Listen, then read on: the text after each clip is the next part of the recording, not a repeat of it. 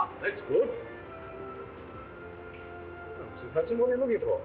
Haven't you finished packing yet? Not yet, sir, but I'm getting along. Well, be as quick as you can, won't you? Indeed, I will. But his things do take a bit of collecting. Well, how about his chemical apparatus? He's very particular about that, you know. He'll have packed that himself by now.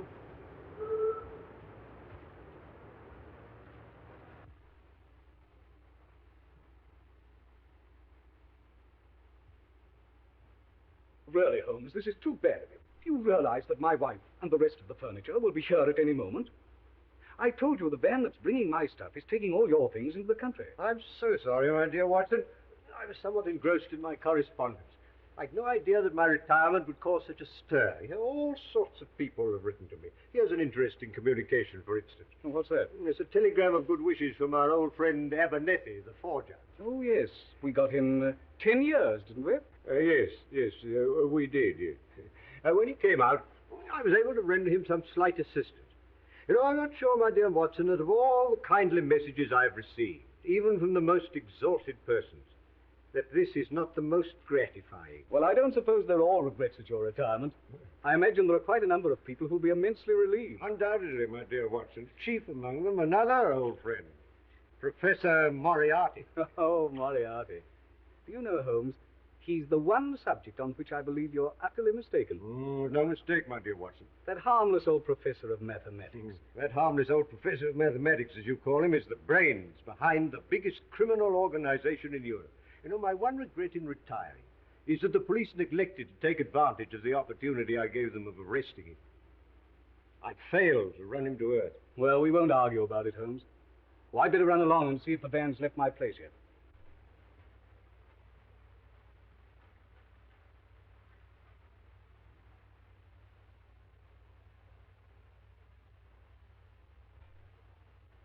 Excuse me, Mr. Holmes. There's a gentleman outside. Wants to see you very particular. Oh? What's the gentleman like? Well, he's an old gentleman and very tall. Ask him to come up. Yes, sir. Huh. Another well-wisher.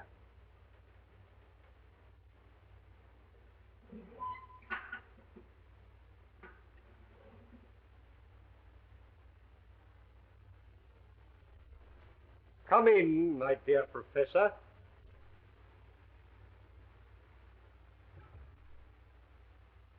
May I point out, Mr. Holmes, that it is a very dangerous habit to finger a loaded revolver in the pocket of one's dressing gown? It's a slight precaution, Professor. As a matter of fact, I half expected a visit from you to satisfy yourself personally that I really was going. Your perception, as usual, does you credit, Mr. Holmes. I must confess that, personally speaking, I cannot regret your intention to retire. I can well believe you, Professor. I also feel that from your own point of view, it is a very wise course. In fact, it is the only course possible. I'm afraid I don't quite follow. Do you not, Mr. Holmes? Allow me to refresh your memory.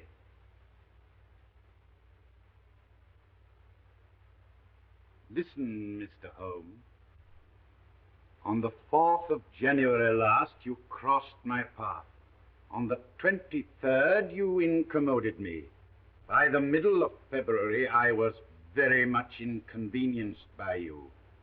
And at the end of March, I was seriously hampered in my plans. The situation, in fact, had become an impossible one. That was my intention. Mr. Holmes, it has been an intellectual treat to cross swords with you.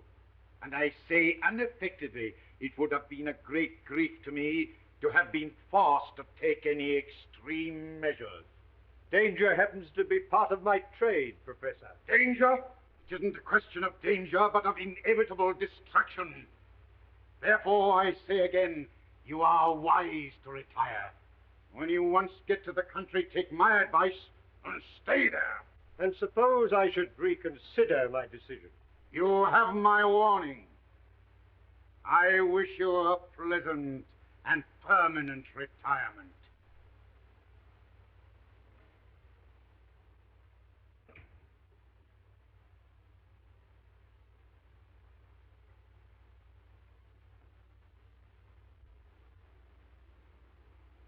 Now see here, Colonel Moran. How much longer have I got to wait? Where is this Mr. Moriarty? He's received your message, and he'll see you as soon as it's convenient to him. Damn it, I've been waiting here for 3/4 of an hour. Who the devil does he think he is? If I may give you a word of advice, Mr. Balding, I should moderate your tone a little when you meet the professor. Is that so? Hey, you! Wait a minute! What devil's trick's this? No devil's trick. I only wanted to prevent your going before I had spoken to you. And who gave you the right to turn the key at me, huh? We needn't discuss that matter. I understand you have a proposition to make to me. Maybe I have. And maybe I'll change my mind. Why they kept me wait? I speak to people when I choose, Mr. Balding. Not to me, you don't. Unlock that door. Sit down. I said open that door. Sit down.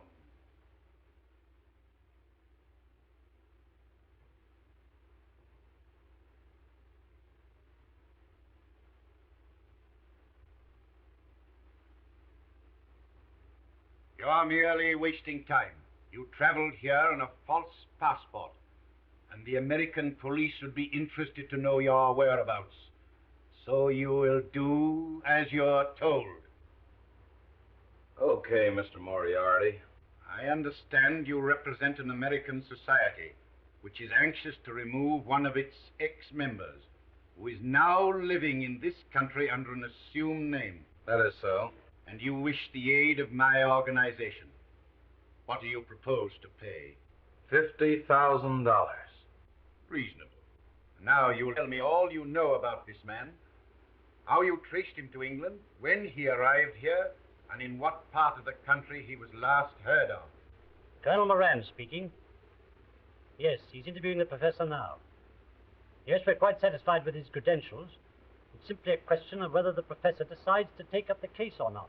I will take up the case, Mr. Balding, on one condition. Yes? That you place yourself entirely in my hands. Carry out my instructions implicitly and obey my slightest order without question. Very well. Good. You will now return to your hotel. You will make no move whatever until you hear from me. When's that likely to be? It may be a week. It may be a month. Rest assured you will hear from me. When I am ready, your orders will be delivered by hand. You understand?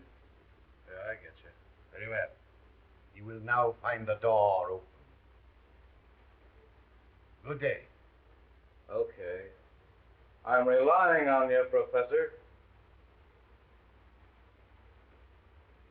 Oh, by the way, don't forget...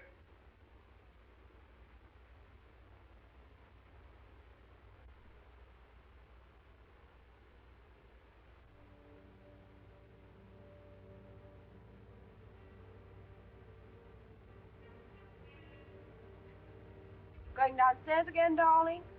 Yeah, I left my glasses in the study. You gonna read them? Yeah, for a little. I don't feel I'm going to sleep. You've been dreadfully nervy all day, dear. Is anything wrong? No, dear, nothing. I just don't feel I'm going to sleep, that's all. I see.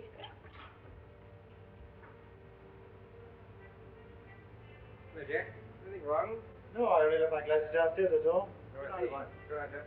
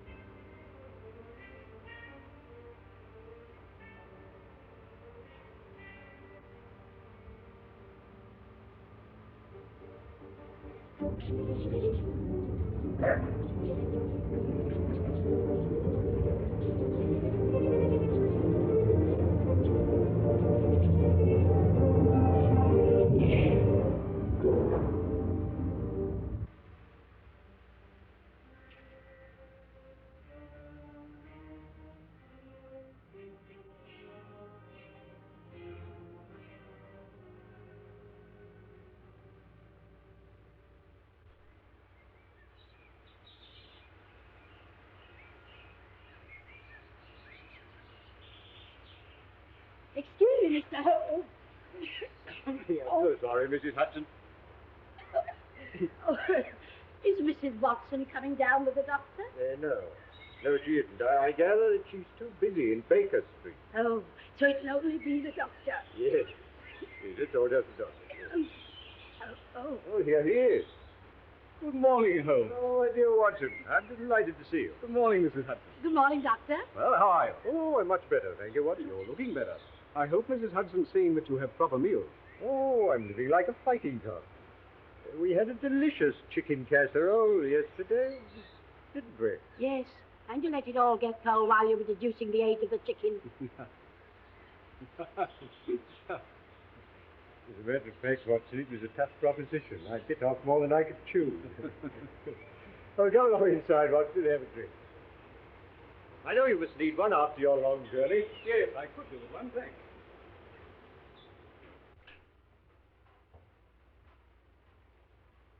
Oh, this is very nice, Holmes.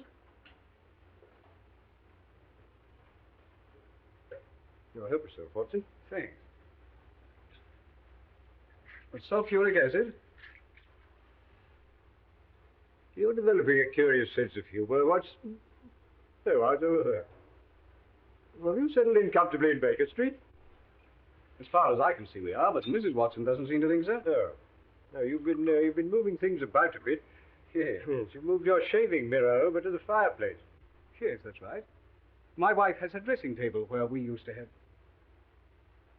How did you know? My dear Watson, you're a man of precise habits and considerable regard for your personal appearance.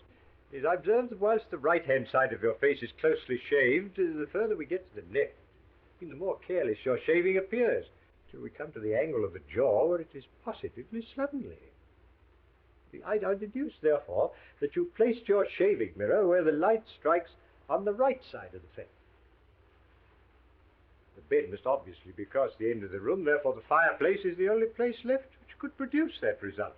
Amazing, Holmes. Elementary, my dear Watson. Elementary. Oh, by the way, I've got a letter for you. Oh, well, thanks very much. Hello. This is interesting. Yeah? It is a letter from Porlock. Well, who's Porlock? Well, it's rather difficult to say. It's a gentleman of many aliases. It wouldn't be of any importance except for the artist. A link in the chain. It's a good way down the chain, not a very good link.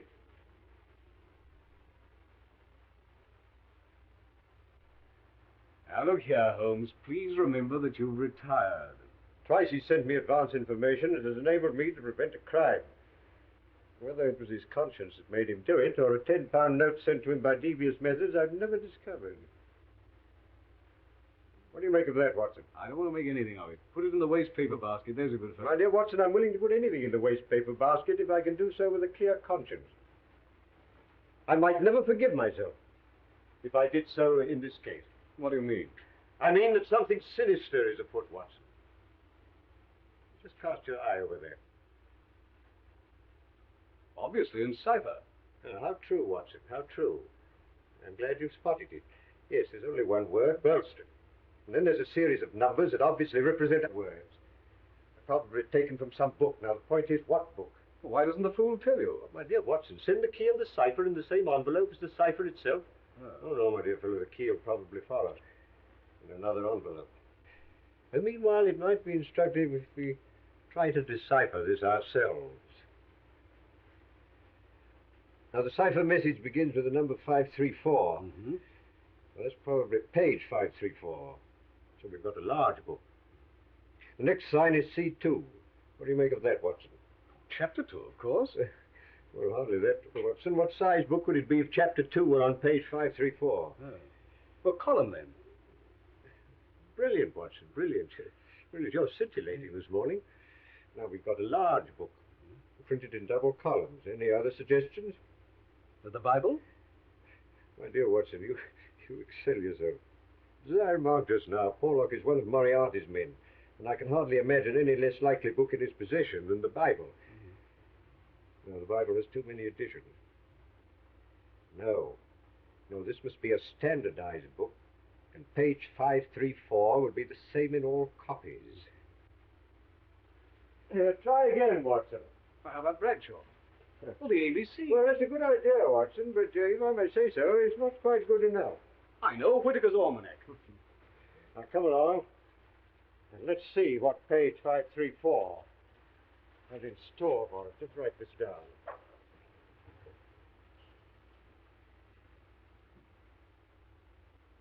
Danger? Good, Watson, good. You got that down? Yes. Capital. Owner, Burlston Castle. What's it mean? It means, Watson, that some devilry is brewing against the owner of Burlston Castle. Excuse me, Mr. Holmes. Is Inspector Lestrade? Oh, hello, Morning, gentlemen. Morning, Lestrade. I told him he wasn't to come worrying Mr. Holmes, but he said he'd arrest me if I didn't let him in. That's all right, Mrs. Hudson. That's all right. You understand, Inspector, that Mr. Holmes is retired. You're not going to drag him up to London. Oh, no, sir, I wasn't thinking of doing that. I called in to ask Mr. Holmes if he'd be good enough. Burlston? Oh, what's this, Mr. Holmes? This is magic. That's a cipher that Watson has just solved. Well, what's the matter, Inspector? Matter only that Mr. Douglas of Burlstone Castle was horribly murdered last night. What? Shot. Face completely blown away. So Porlock's message came too late. Porlock? Who's Porlock? And how can he prophesy murders? Camberwell postmark. Well, that doesn't tell us much. It tells you as much as you'll ever know, Inspector. I used to send him money to the Camberwell post office. Didn't you find out who called for it? No. No, I promised not to try and trace him. I gather he was of a rather shy, no, not to say retiring disposition. Oh, we can't waste any more time. Will you come over to Burlstone with me, Mr. Holmes? On the way, I'll tell you all I know. We're not going far, then. About 20 miles.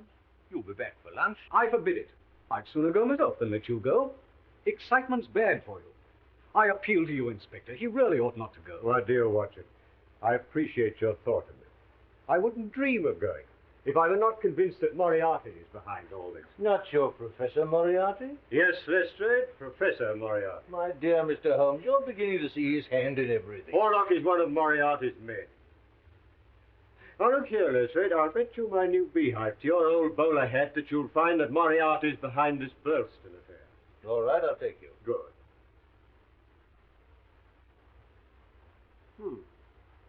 This must date well back into the past, Watson.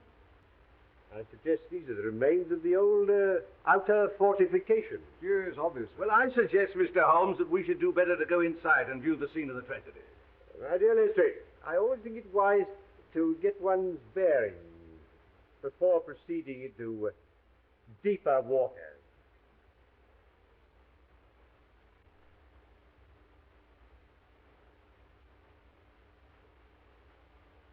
Lestrade, I observe that this moat has only recently been filled with water.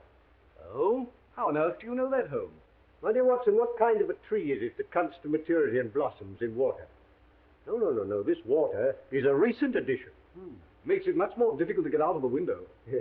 Yes, Watson, or to get in. Possibly Mr. Douglas anticipated this crime. Inspector Griffiths. This is Mr. Sherlock Holmes. How do you do, sir? How do you do? Oh, this is my friend, Dr. Watson. How do you do? Well, shall we get in? By all means, Inspector.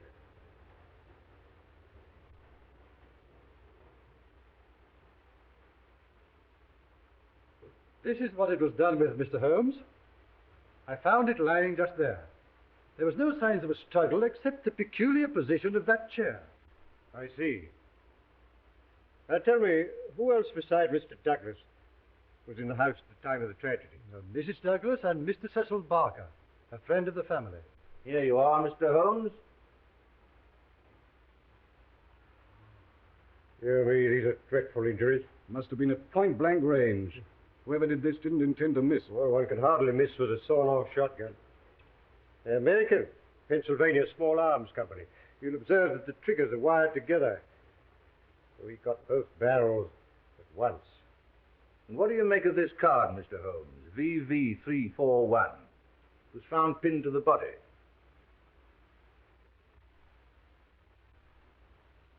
Rough cardboard.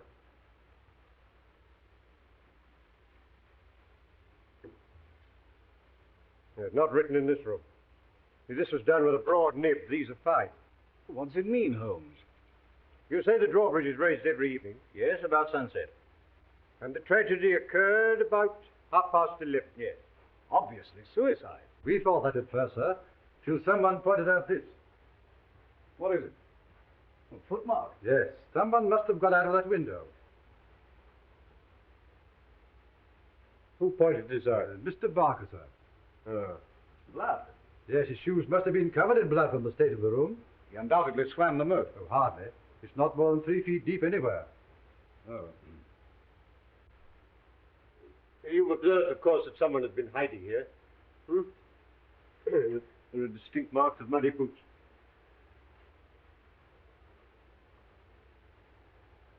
When were these curtains drawn? At dusk.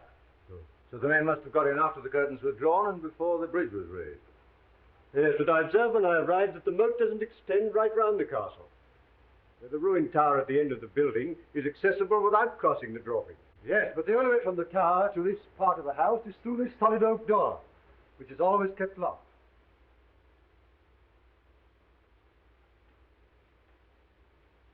Is it? By Jove, Holmes. It doesn't seem to be locked now, does it? Well, that's funny. I always Yes, understood. we'll return to that later. Meanwhile, I must ask you to make no reference whatever to it. Now I think we'll have another look at the body. Oh, and I should like to have a word with that Mr. Cecil Barker. Very good, sir.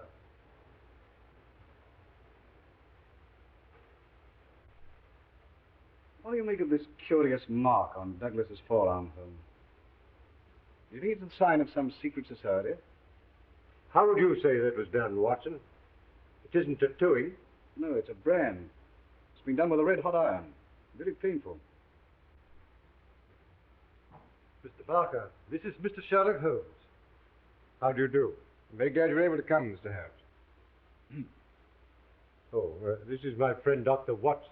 How do you do? How do you do? Now, Mr. Barker, I understand you discovered the body. Yes, I had the shot and came straight down. Poor Douglas is lying where you see him now. The lighted candle was on the table. This candle? Yes. And you gave the alarm immediately? Yes, I rang the bell for Ames. That's the butler.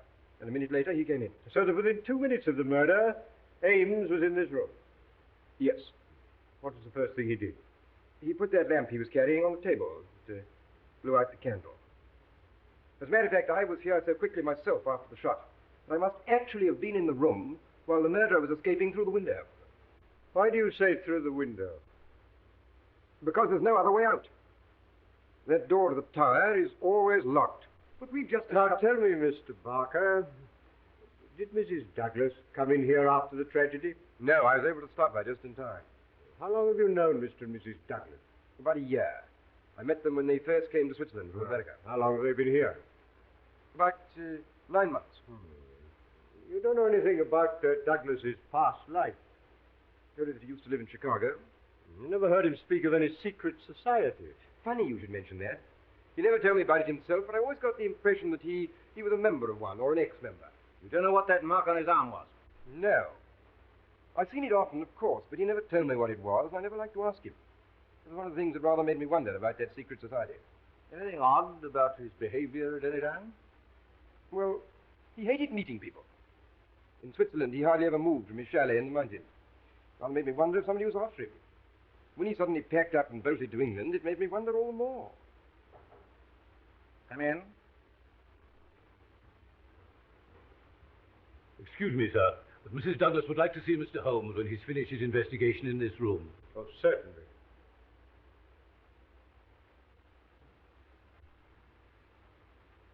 Mr. Barker, would you be good enough to tell Mrs. Douglas that I'll be with her in a minute?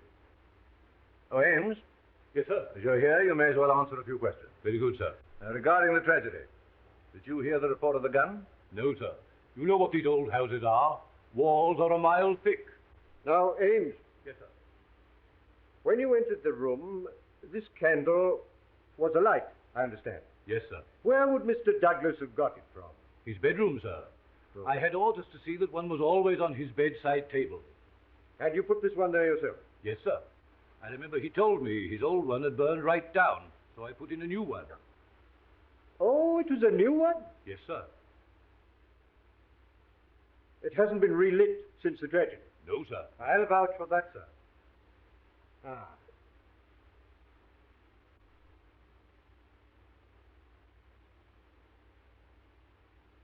Did these candles come out of the same box as that one on the table? Yes, sir. Yes. Yes, thank you. Have there been any strangers about the place lately? No, sir. Oh, wait a minute. An old gentleman did call a little while back to look over the ruin part. But we often have people come to see that. It dates from the Norman Conquest. That's right. Right. There's nothing more that you can tell me, Ed? No, sir. I can't make head or tail of the whole thing. Fairly beats me. And the wedding ring being missing, too. Wedding ring? Didn't Mr. Barker tell you? Not a word. What about the wedding ring? The master always wore a plain gold wedding ring under the one with the rough gold nugget on it. Under? Yes, sir. I never saw him without it. And for the murderer to take that and leave the other seems so strange, doesn't it? Here. Here. Oh, there's just one more question, Abe. Did your master ever do exercises in the morning? Yes, sir. Every morning. As regularly as clockwork. I see. Thank you. Thank you. Will that be all, sir? Yes, thank you.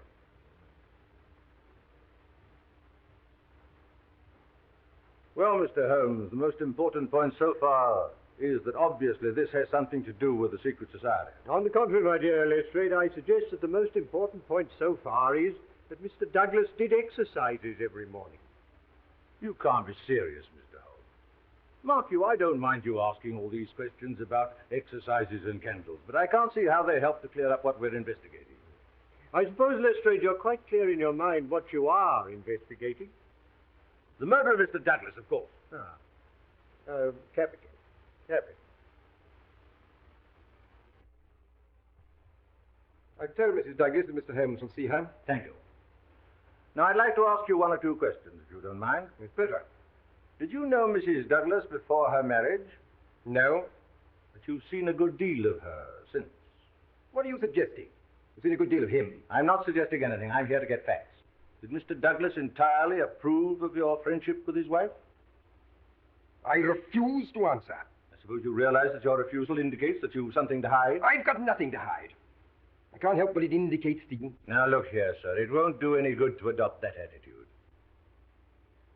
All right, I'm sorry. I know you're only doing your duty. As a matter of fact, I may as well tell you. Poor Douglas did have one fault, and that was jealousy. He liked my being here, but if Etty, that's Mrs. Douglas, and I had too much to say to each other, he used to go off the deep end and say the wildest things.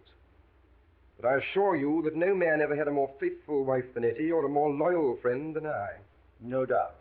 Still, the fact that his wedding ring is missing rather suggests that the marriage and the tragedy were in some way connected. I've no idea what it suggests. But if you're insinuating there was anything between me and Mrs. Douglas, you're on the wrong track, that's all. I don't think I have anything more to say to you. Any more questions, Mr. Holmes? Not at the moment, Lestrade, no. It immensely adds to the zest of an investigation when one is in conscious sympathy with the historical atmosphere of one's surroundings. May I commend this little book to your attention? History of Burleston? Huh. I've got something better to do than to read that sort of stuff. Well, that's a pity, Lestrade. It's a pity, because you'd see here that this castle was erected in the 5th year of the reign of James I. And there are various associations of interest connected with this ancient building. I don't doubt it, but that's got nothing to do with us. Breadth of view, my dear Lestrade, is one of the essentials of our profession. Yes, well, as you don't seem to agree with me, perhaps we'd better go and see Mrs. Douglas. Ah, that's better. I'll show you the way.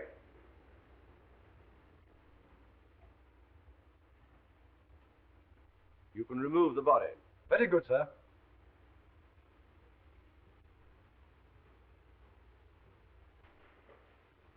Etty.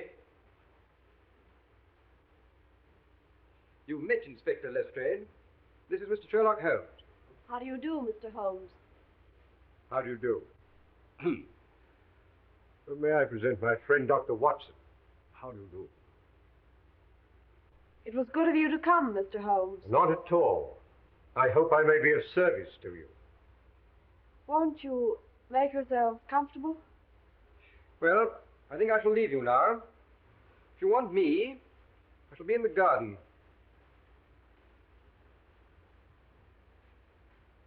Now, Mrs. Douglas, I wonder if you can give us any help. I wish I could. But I didn't see the tragedy. So I understand, but you heard the shot. Now, how long after that were you stopped on the stairs by Mr. Barker? A couple of minutes. I just had to put on a wrap and some slippers. How long had your husband been downstairs before you heard the shot? 2 or 3 minutes. Not more than 5. Where were you married, Mrs. Douglas? In New York. Ah, in America. Have you ever suspected there was some danger threatening your husband, and that he knew it? Yes, I have. In fact, I'm sure of it. But he wouldn't talk about it. Not that there wasn't complete love and understanding between us, but, well, it's just that he didn't want me to be worried. You know nothing of his life in America that could have caused that threatening danger. Nothing at all. That mark on his arm, do you know what that is? No? You never asked him. Yes, I did once, but he refused to discuss it. So I never asked again. You've no idea what it is. None whatsoever. Can't you suggest anything? Mrs. Douglas, I suggest that you tell me the truth. Mr. Holmes! You know perfectly well what that mark is. You couldn't possibly have lived in America without knowing. That mark is the brand of the Scourers. Scourers? Yes, an American secret society which terrorized the coal districts of Vermissa, and which was broken up some years ago. Well, I'm bound to admit, Holmes, I've never heard of them. Now, I can well believe that, Watson, but I can't believe that Mrs. Douglas has never heard of the Scourers, because her husband was one. All right, Mr. Holmes. I'll tell you the truth. I think that will be the wisest course. I'll tell you the story of the Vermissa Valley, the Valley of Fear. 2 years ago, I lived at Vermissa with my father. We used to take in boarders occasionally. Then one evening, I went down to the depot to collect a package, and I met a young man who'd just come off the train. His name was Murdoch, and he was looking for lodgings. The minute I set eyes on him, I knew he was the one man in the world for me. I told him about our place, and he said he'd call later. That evening, when I was clearing away supper, I heard a knock at the door.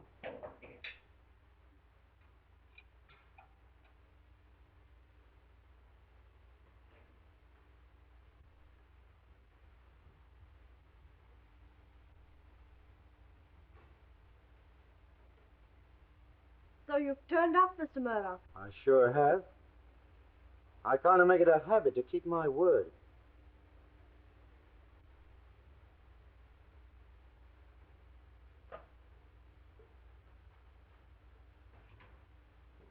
Who's that, Eddie? Someone to see you about a room, Dad. Etty, so that's your name, is it? Mine's Jack. This is Mr. Murdoch. He wants to board with us. Yeah, it'll suit me fine. Well, take your things off. Thanks. I dare say we can fix it. $20 a month for the terms. Well, that's all right for me. I better give you my first month. Okay. Will you come into the sitting room? Yeah, surely.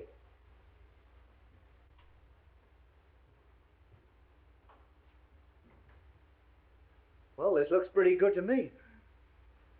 Won't you sit down? You know, I don't think I'm going to feel homesick. Oh, we're trying to make you comfortable. Don't you worry, Etty. This is going to be more like home than any place I've been in since I come to the States. Oh, you're not American then? No, as a matter of fact, I was born in England, but I've been here the best part of my life. Oh.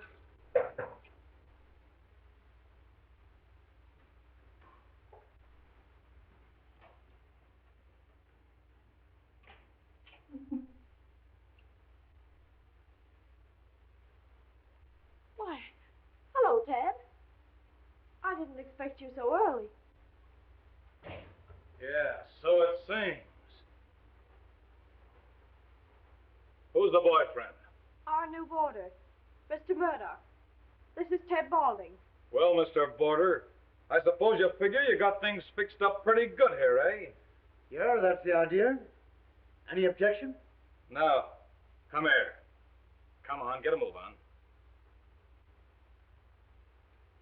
that I've been a boarder myself, so I'll put you wise.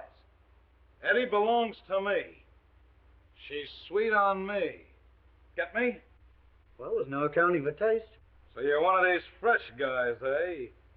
Well, don't get fresh with me, that's all. Ted, please. Jack didn't mean anything. So it's Jack, is it? It's come to that already, eh? I think if you were to leave us alone, Etty, we might get this thing straightened out. Listen, I know how to get this thing straightened out. You know what that means? No, and I don't care. Well, you can take it from me, you will. I'll be here tomorrow night, and I'll expect to find you gone. I wouldn't bet on that if I were you.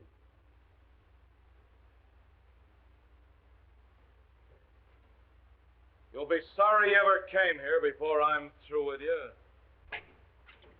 Get out. Why, you're not going, Ted?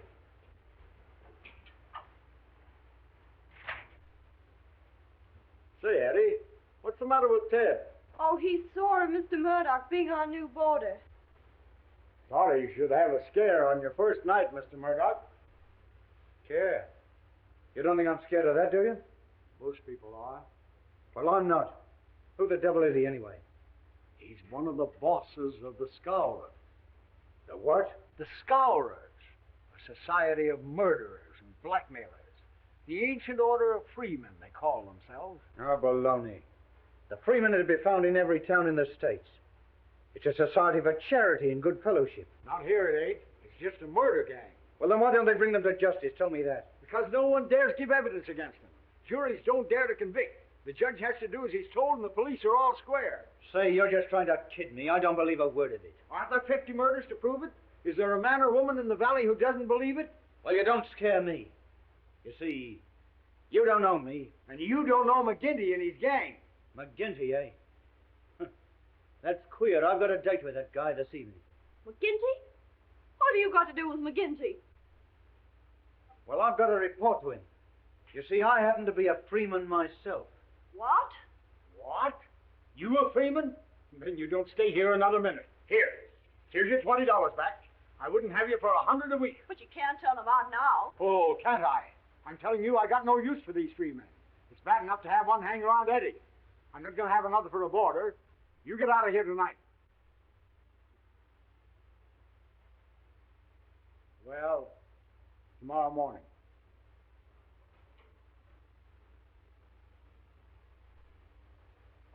I'm sorry. That's all right. But don't make any mistake. I'll be seeing a lot of you. It's no good. It's Ted Boulding. Tell me, Eddie, you're not in love with Boulding, are you? You're only afraid of him. If you'd have met me first, would I have had a chance? I wish you had been the first. That's all I wanted to know. Oh, Jack, I'll never believe anything bad of you. Not whatever happens. Well, I wouldn't be too sure of that, Eddie. Still, even a guy like me can be on the level with a woman. Well, I'll begin down to McGinty's.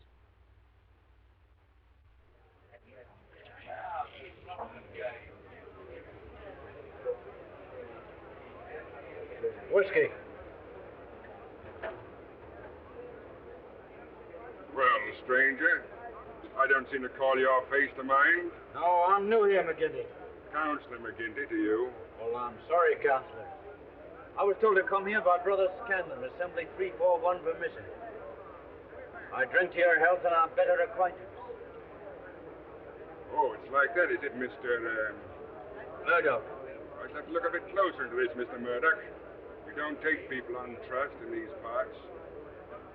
Let's have a little talk in private. Yeah. You mind stepping through that door there?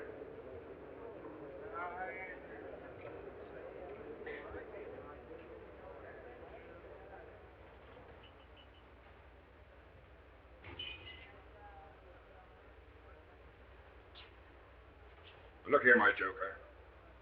If I thought you were playing any games on us, it'd be short script for you. It's a strange sort of welcome for a brother. Where were you initiated? Assembly 29, Chicago. What are you doing here? Looking for work. Why'd you leave Chicago? I'll tell you that. Why not? Because the rules say that one member can't tell another a lie.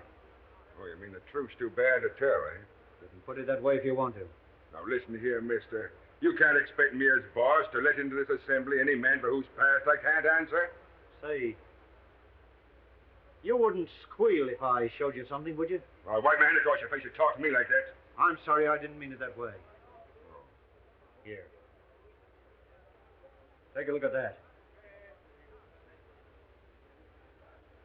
Oh. Your work? Sure. Why'd you shoot this guy, Pinto? Well, he threatened to squeal on me, so I croaked him and beat it out here. The thought of murder would be welcome out here, eh? Yeah, you've said it. You ought to go far. You look like being a pretty useful brother to us. Didn't flinch when I put the gun on you either. You were the one in danger, boss. I got you covered from the first. I guess my shot would have been as quick as yours.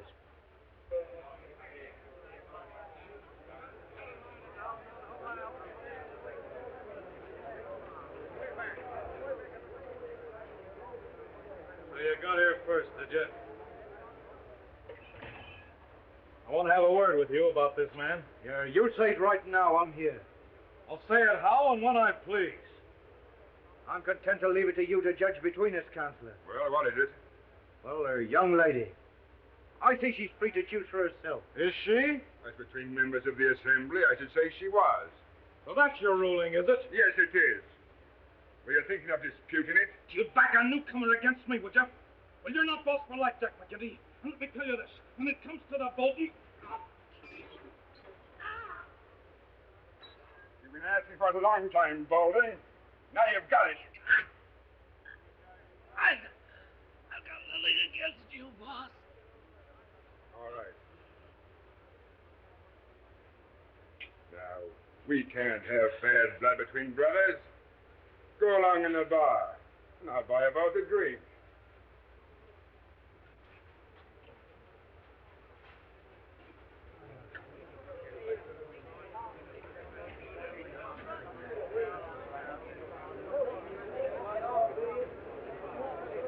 We've not met before. You're the new captain? You've guessed it. I'm Captain Moore. Oh, we can do without you. Please enough of our own without importing any. Hello. Here's an old acquaintance. Well, I'm no friend of yours or any other code. Oh, Jack Murdoch of Chicago, all right, and don't deny it. I'm not denying it. Why should I be ashamed of my name? Well, you ought to be. What the devil do you mean? You can't pull that stuff with me. I'm Marvin of Chicago Central.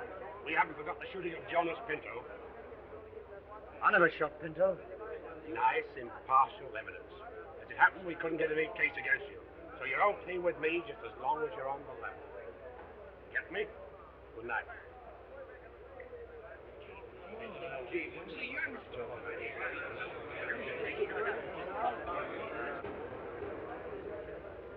Well, boys, here's a new brother from Chicago. We'll just have drinks all round, and then we'll swear him well and truly into the assembly. We've got a special initiation here in Vermissa Valley, and you can't be one of us till you've been through it. That's okay with me.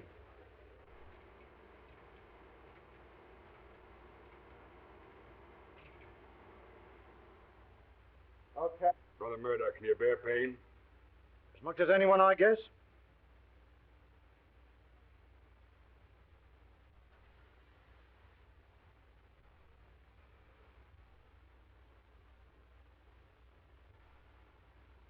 Well done, brother. Now, one last word. You'll obey my rulings at all times. And the penalty for breach of faith is inevitable. I understand. Well, boys, we must get to the business of the evening.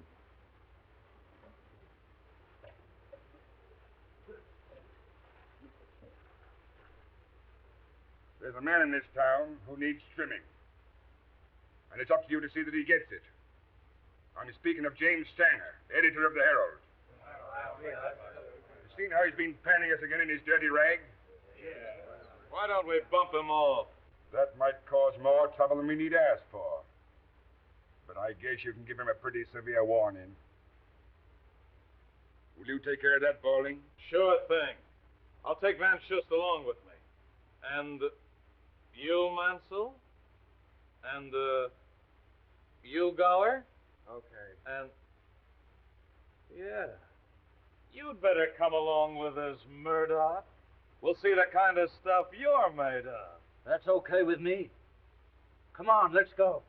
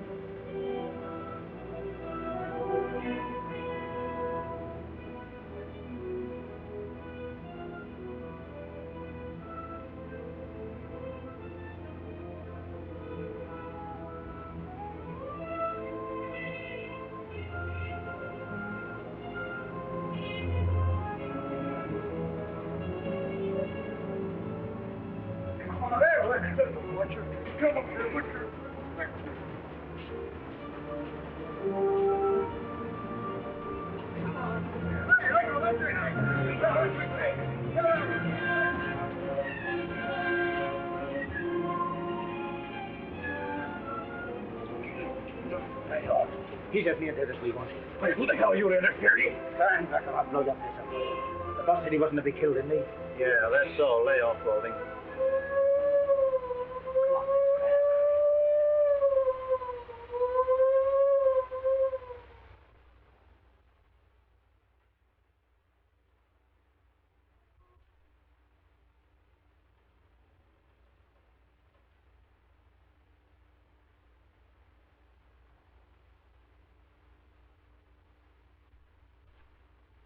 Oh. I'm sorry, Counselor. I'm not much of a visitor, Murdoch, but I thought I'd stretch a point in your case.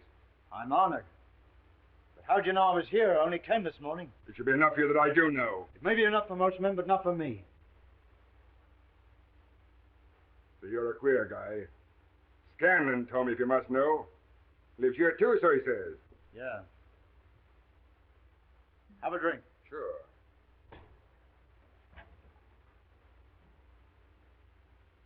I thought you'd be getting into trouble, Mr. Crooked Murdoch of Chicago. Well, he's a friend of mine, and I'll answer for his conduct. Well, what am I being accused of? Beating up old Stanger of the Herald last night. Not your fault, it isn't a murder charge. Say, I can bring a dozen men to prove he was playing poker with me. You'll not be able to hold him, Captain Marvin. I wouldn't bet on that. Take him away, boys. Any funny business, shoot him.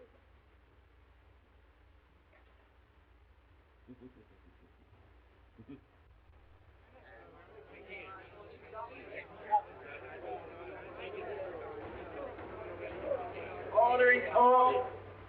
Do you find the prisoner, John Murdoch, guilty or not guilty? Not guilty.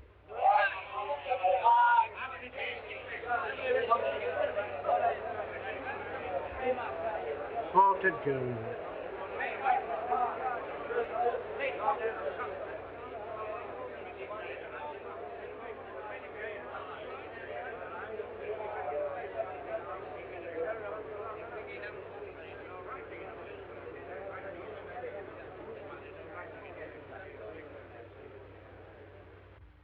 You see?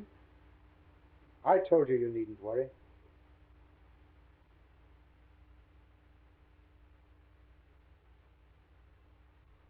You see, Mr. Holmes, I'd fallen desperately in love with Murdoch by this time. Broke my heart to find him going from bad to worse. But he was always straight with me. I see. And was Murdoch taken completely into the confidence of the Scowrers? Yes. In 6 months, his name was a byword in the valley. People were as scared of him as they were of McGinty. Pray proceed, Mrs. Douglas. One night, he and another man were sent to shoot one of the most respected pit managers in the valley. I felt something awful was going to happen. I didn't know just what.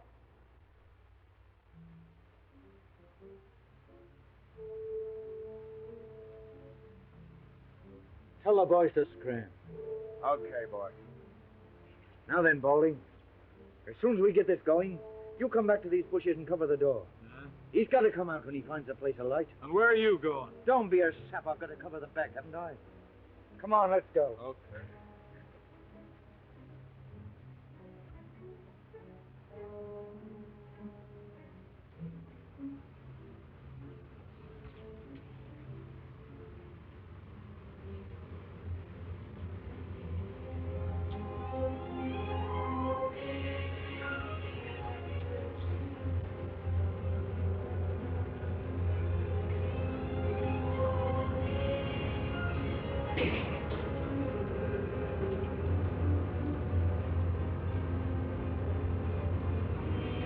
Come on, they're shooting at us. Must be the police. I know they got me. Oh, come on, Liz.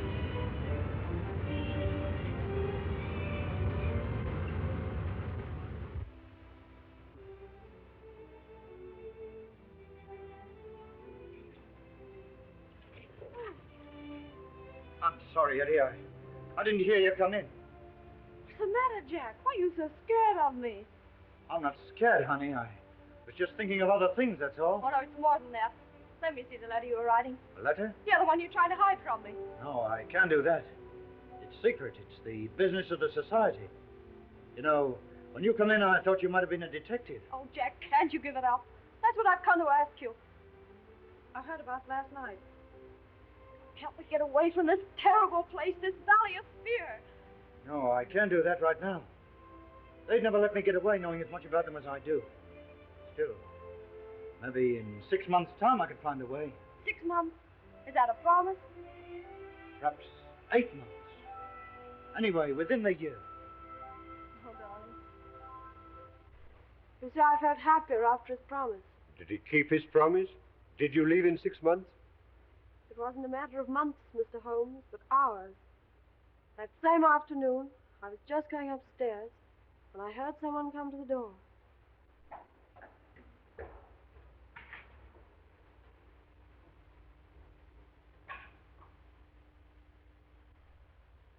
What's the matter, Jack? Trouble afoot. The police? Yeah. A Pilkington detective. Yeah, that don't mean anything to you, I know, but I'm too deep in this thing. I've got to get out. Tonight. And you want me to come with you? Yeah. I'm a strange sort of Romeo for a kid like you, but I'm on the level with you, Etty. And we quit tonight? Sure. Is there any danger? Maybe we can stall the danger off, maybe we can't. Anyway, you be ready in case I come for you. I will, Jack.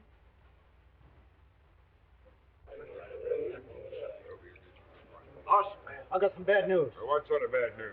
Well, I can't tell you in public, but let me collect a few of the boys and go into your room and discuss it. Okay, carry on.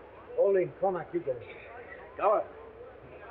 Mansell, come into the boss's room, will you? Yeah, and you too, Willoughby. Okay.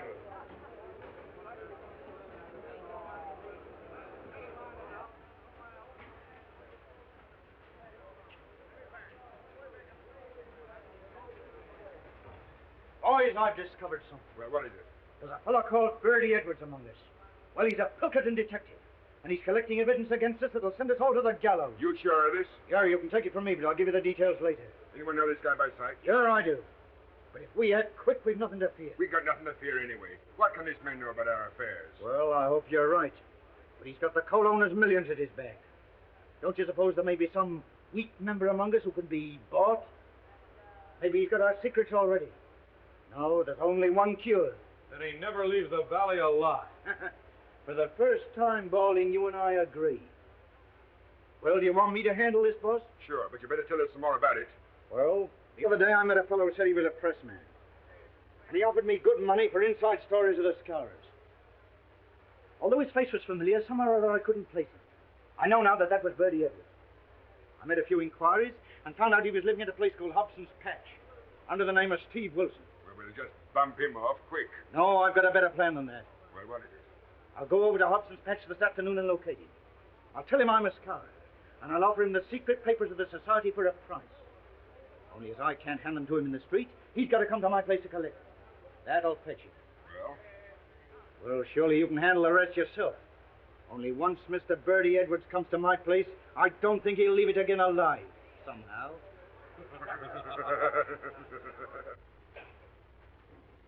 Oh. Well, she's coming. Good. Come right in, make yourself at home, boys.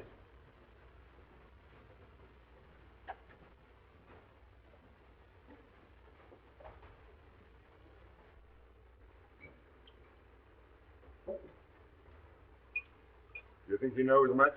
Well, he's been here 6 weeks. He may have passed on quite a bit, but we'll make him tell us all about it. We'll have the truth out of Mr. Birdie Edwards if you have to cut his heart out to get it. Did he seem to send a trap? No, I got him on the weak point. Told him I'd show him all the papers of the scourers. Well, if we handle it right, they'll never be able to prove a killing. Nobody will see him come up to the house after dark. And I'll lay odds nobody will ever see him leave. Now, here's the plan. You boys all stay here, see?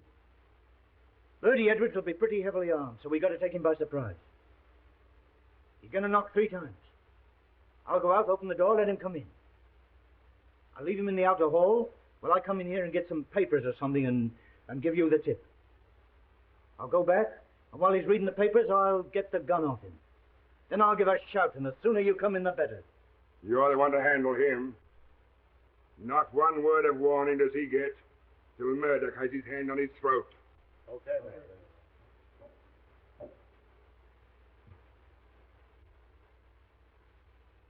Pity you haven't got shutters on your windows. Don't you worry, we won't be spied on. Perhaps he won't come. He's as eager to come as you are to see him. He may be here any minute. Now keep quiet. Not a movement till I give you the sign.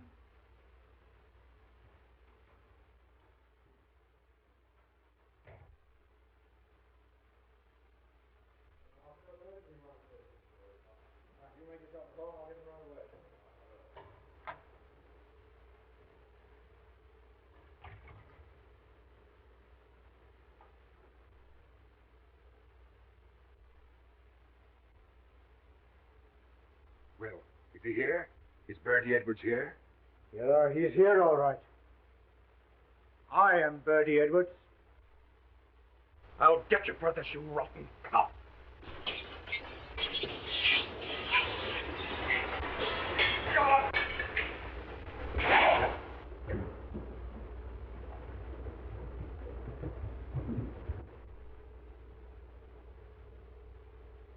There are 40 armed men around this place, so you can figure out what chance you've got. You dirty, stinking double-crosser. There's something I'd like to say to you fellas before we part. Next time we meet, you'll all be in the dark. Well, I can put my cards on the table at last. I am Birdie Edwards of Pilkington. I played a pretty dangerous game in breaking up your gang. And no one knew I was playing it except Captain Marvin here and my employers. You think the game's all over, don't you, Mr. Clever Guy? Well, let me tell you this. You'll be hunted down wherever you go to. The scourers will get you even if you go to China. Yeah? Well, I'll take a chance on that. You all fell for my supposed criminal record just as I thought you would. I've stopped as many crimes as possible. How many times have you fellas been to get your man and found he's gone to someplace else? Well, that was my doing. Yeah, and that was my doing, too. Only I was just too late to save a man's life. But when I found the secret was coming out, well, I got to act quick. And so I'm able to hand over to Captain Marvin the worst gang of murderers this country has ever known. Handpicked by me. I told you when you joined us, the penalty for breach of trust is inevitable death. And you'll find that's true. Take him away, boys. Well, Birdie, the boss will be pleased. You sure got results. Yeah, but I wouldn't go through all this again for all the money in the States. That's the whole story, Mr. Holmes. McGinty and a dozen others went to the gallows. And Ted Balding, one of the very worst, got off with life imprisonment. And do you think this is Balding's work? Obvious. Obvious. I'm certain of it, too. We wandered around and finally settled in Switzerland. And then one day my husband got a cable saying that Balding had broken jail and was believed to be in Europe. My husband must have got wind of something because we packed up in a few hours. And now? I see. McGinty proved himself to be right. Yes. Oh, Mr. Holmes, if you'll pardon me, I'll go and get some fresh air. This has all been terribly upsetting. Naturally, Mrs. Douglas.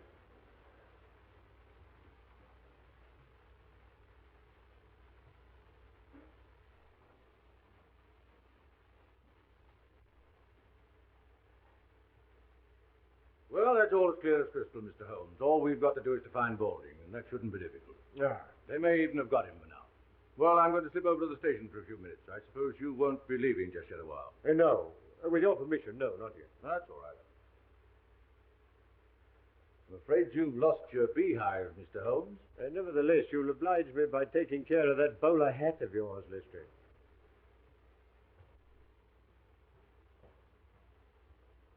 Well, it didn't take us long to solve that. You know, I'm sorry for Mrs. Douglas. Extremely pretty woman, don't you think? Now, is she? I didn't notice. Really, Holmes, there's something positively inhuman about you at times. My dear Watson, I never allow my judgment to be biased by personal qualities. I can assure you that the most winning woman I ever knew was hanged for poisoning 3 little children for their insurance money. Oh, I see.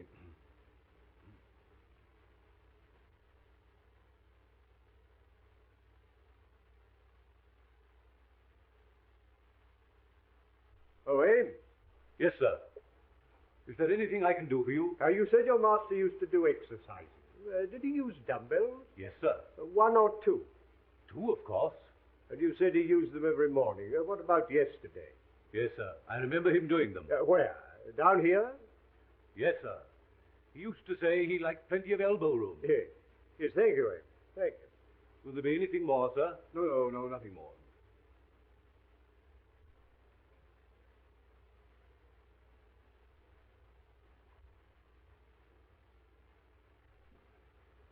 Seriously, Holmes, this is all very simple. What's to prevent our going home to lunch? Only that I'm rather concerned about the missing dumbbell, Watson. Dumbbell? Yes. Yes, I'm not referring to the good Lestrade, whom I'm aware has gone to the station, but to the equally solid article used for developing the muscles. One usually looks for them in pairs, my dear Watson. I can only account for one. No, this is by no means a simple case. What complicates it still more is where does Moriarty come in? He doesn't. Balding murdered Douglas, and it's Lestrade's job to find him. My dear Watson, you appear to have forgotten that only this morning we decoded a message from one of Moriarty's men foretelling this tragedy. Oh, yes, of course. Yes, so we did. Well, what's the next step, Holmes? You can lend me your umbrella. Umbrella? Yes. But it's not raining. How true, Watson, how true. Nevertheless, I should like it. You brought the one with the crooked handle, didn't you? Yes, I left it in the hall. But that's a wretched weapon, Holmes. Take my revolver. No, my dear fellow. There's no danger. If there were, I'd ask for your help. No, I'm not thinking of doing any shooting, Watson. Just a little fishing. Fishing? Yes. Yes, I want to see what the moat has to offer us. Oh, I see. Fishing. I'll go and fetch it.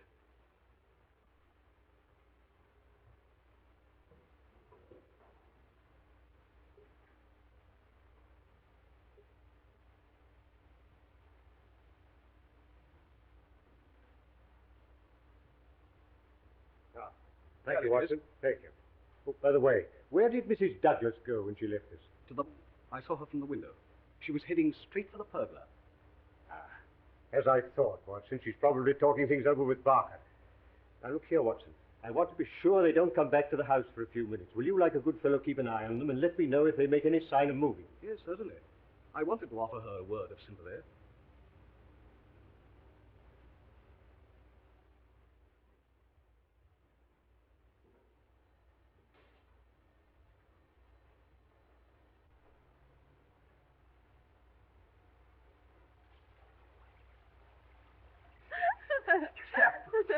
I don't know how I kept my face straight during my examination.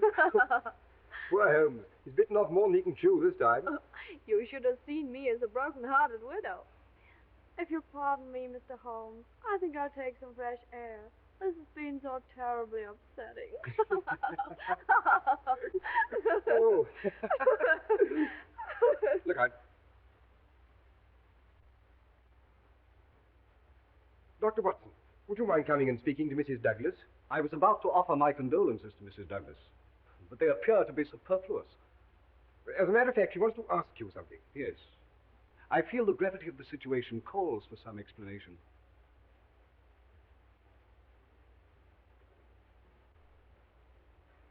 I'm afraid you must have thought my behavior very callous, Dr. Watson. Your behavior is not my business, Mrs. Douglas. But I must admit, I find it a little difficult to reconcile with the circumstances. What did you want to ask me? If I was to tell Mr. Holmes something in confidence, would he tell the police? I can't answer that. In other words, is Mr. Holmes working with the police or on his own? That I can't answer. Well, could he get rid of the police? Tell them he was satisfied and send them away? Certainly not. Mr. Holmes is an independent investigator, but I feel certain that he would withhold nothing from the officials that might help to bring the criminals to justice. If you require any further information, I refer you to Mr. Holmes.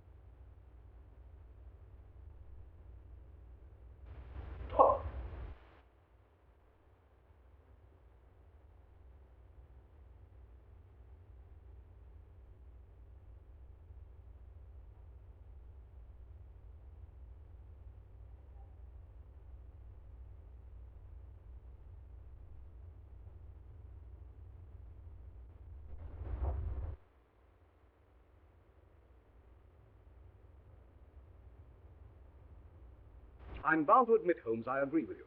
This case isn't so simple after all. Oh, no, on the contrary, my dear Watson. To me, it becomes clearer every minute. But don't worry. I think I can put you on the right track. I should indeed be grateful. Now, the murderers... Oh, there's more than one? My dear Holmes, if you'll stop interrupting me, I'll explain my theory. Oh, dear Watson.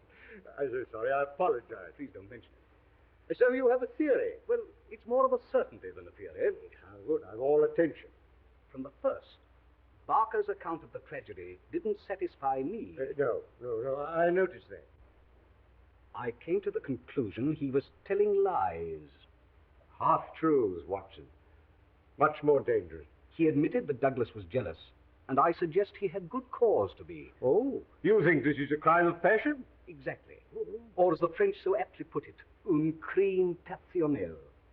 The guilty lovers wanted to get rid of the husband, so they killed him, and used the story of the scours to put everybody off the scent. I see, everybody except the astute Dr. Watson. Well, it hadn't occurred to you, had it? No, I'm bound to say that isn't my theory. Well, I'm going to prove it to you. When I went into the garden just now, the pathetic widow was consoling herself with Barker. They were laughing. Positively laughing. That confirms it, doesn't it? Oh, yes, sir, that confirms it. And what's more, she wanted to ask you something in confidence. No, Watson. No, I want none of their confidences. It's always awkward when it comes to an arrest. Then you agree with me. You think they're the murderers. My dear Watson, there's an appalling directness about your questions at times. Of course they did it. Why, she didn't even come into the room when she heard her husband was dead. If I'd had my head blown off, I should think it very odd if my wife didn't come and look at me. It's not so odd as you may think, Watson. You remember that I was puzzled about Douglas only using one dumbbell? Yeah? Yes. I found the missing one. Then everything's all right. And it's led to a discovery which has solved the whole problem. Solved? As we've been listening to a tissue of lies, Watson. The whole story of the tragedy as told by Barker is a lie. And as Mrs. Douglas supports it, she must be lying too. Now, Barker swears that when he entered the room, he found Douglas lying dead with this candle burning on the table. He also says that immediately, now mark this, Watson, immediately he rang for Ames, who entered the room carrying that lamp and at once blew out this candle, all within the space of 2 minutes. Ames corroborates this, but he also says that the candle which Douglas brought down from his bedroom, this candle, was a new one, out of the same packet as these. Now, what sort of a candle is it, Watson, that burns that amount in a few minutes? By Jove, Holmes, I believe you've got it. And moreover, if Barker's story were true, the assassin had less than a minute in which to remove 2 rings and replace one. Remember, the wedding ring was under the other one. Pin that card to the body, cross the room, and make good his escape. No, Watson, it's false, every word of it. Oh, that's a kindly thought, Ames. Oh, Ames, can you remember what kind of shoes Mr. Barker was wearing when you found him in here after the tragedy? Yes, sir. Bedroom slippers. And a nice mess they were in. Could you conveniently lay your hands on one of those slippers? Yes, sir. Mr. Barker changed them in here for his shoes before he went for the police. Oh. Would you bring them over here, Ames? Yes.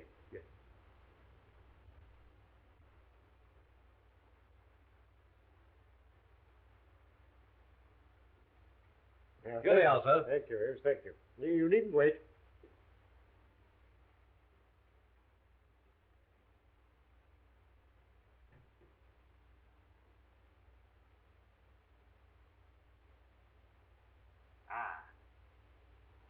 As I thought. It fits exactly. You mean Barker made that mark himself? It's part of this deliberate conspiracy, Watson, to hide the truth. Then why don't you arrest him? And Mrs. Douglas? My dear Watson, if you asked the good Lestrade, I expect he would. No, Watson. These are only small figures in the drama. The principal players you will meet tonight. Where? Here? Through that door. In the ruined tower of Burlston Castle. Oh, I see.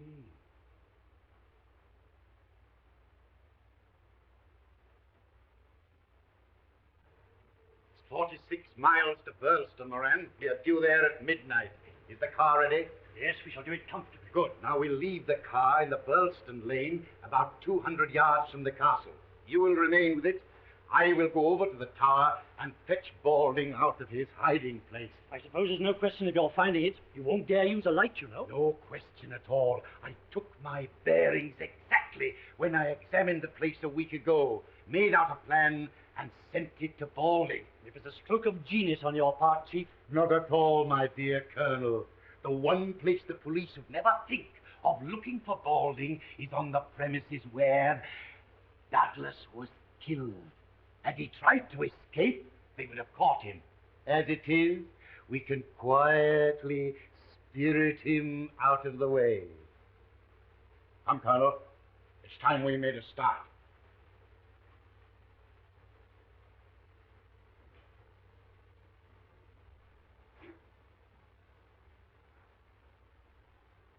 Well, Mr. Holmes, you haven't yet told me why you got me here. Ah, Lestrade, I wanted you to be present at the final act of this little drama. What, you mean you found Balding? Can I make an arrest? No. You're too impulsive, Lestrade. Before we talk about arrest, I think we might spend a profitable 10 minutes exploring the ruined tower. You're not trying to make a fool of me, Mr. Holmes? No, certainly not, Lestrade. But my good friend Dr. Watson will tell you, there are times when I cannot resist a touch of the dramatic.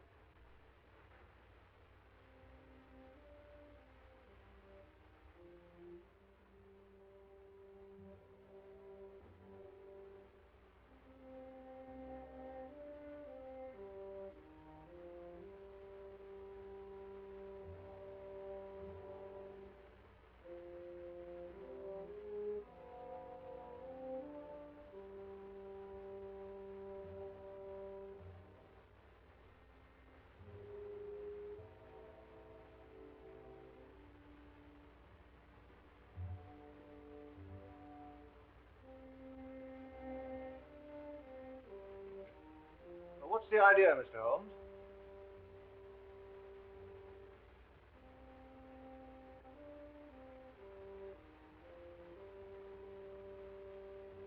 Come out, Mr. Douglas.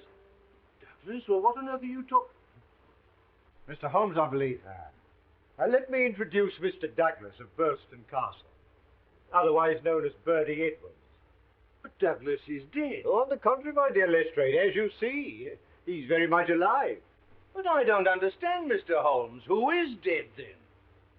Will you explain to the inspector, or shall I? Well, you've done very well so far, Mr. Holmes. You go ahead. Well, Lestrade, this is quite a simple case. May be quite simple to you, Mr. Holmes, but how did you arrive at this solution?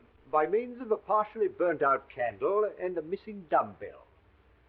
Now, the candle proved that Barker had been in the room with the dead man for at least 40 minutes before he gave the alarm. And I had to ask myself, what was happening during that time? What was Barker doing? Yes, I'm afraid that's a point I missed, Mr. Holmes. Ah, well, that's not the only point you've missed, my dear Lestrade. Now, Mr. Douglas was being hounded by the Scarers, who'd sworn to kill him. So he retreated to this castle, where he took every precaution against intruders. But Balding succeeded in entering during the day, unseen. That night, he attacked Mr. Douglas with a knife.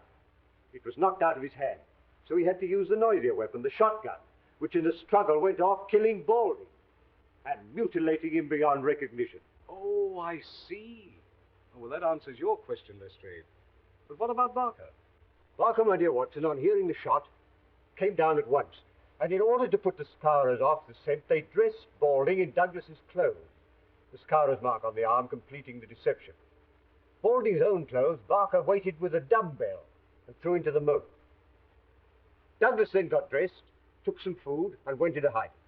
And that's what happened, Watson, while the candle was burning down. You see, Lestrade? Am I right, Mr. Douglas? I can certainly hand it to you, Mr. Holmes. Yes. Yes, you came across one little difficulty, however. When you placed that gold nugget ring on Balding's finger, you intended to place your wedding ring there also, eh? But you couldn't get it off, could you? No. Though I've been in a country where wedding rings slip off pretty easily, mine wouldn't. But how did you guess that Mr. Douglas was concealed here? It isn't a question of guessing, my dear Lestrade. The clue was supplied by that interesting little book on Burlston Castle that I once offered you. A clue which was amply confirmed by the equally interesting plan I found in the pocket of Balding's coat. Amazing, Holmes. No, simplicity itself, my dear Watson. Well, now that the case is complete, I suggest we go over to the house and discuss Mr. Douglas's position. No, you're too hasty, Lestrade. I haven't yet introduced you to the principal figure in this drama, the brains behind it all. Not your Professor Moriarty, surely. Moriarty? Well, who's he? My friend Dr. Watson will tell you later. Come, gentlemen, we must lose no time.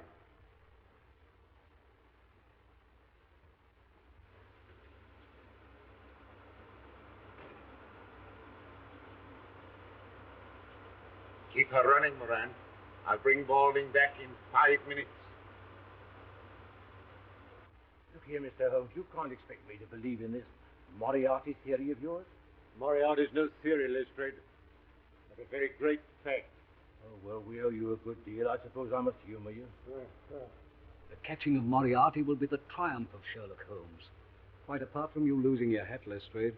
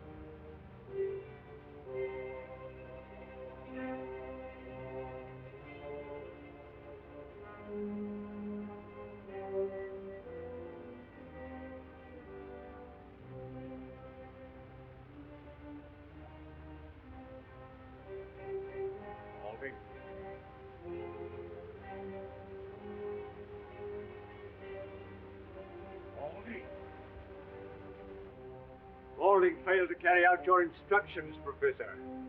So you're in this, are you, Holmes? Well, I warned you.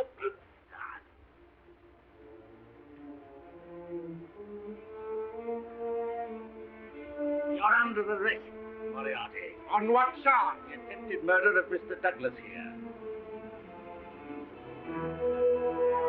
Our paths have crossed for the last time, Moriarty. The handcuffs on him, Lestrade.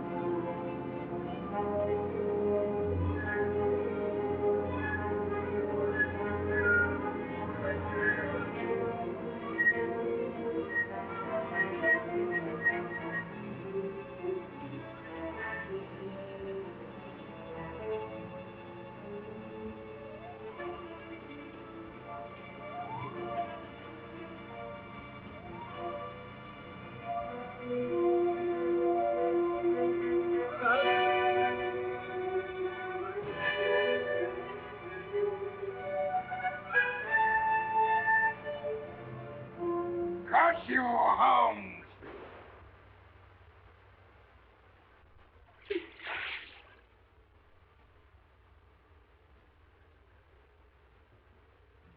Good heavens, Holmes. It's a long drop. Yes. Yes, it's rather more than that required by law, I fancy, my dear Watson, but equally effective.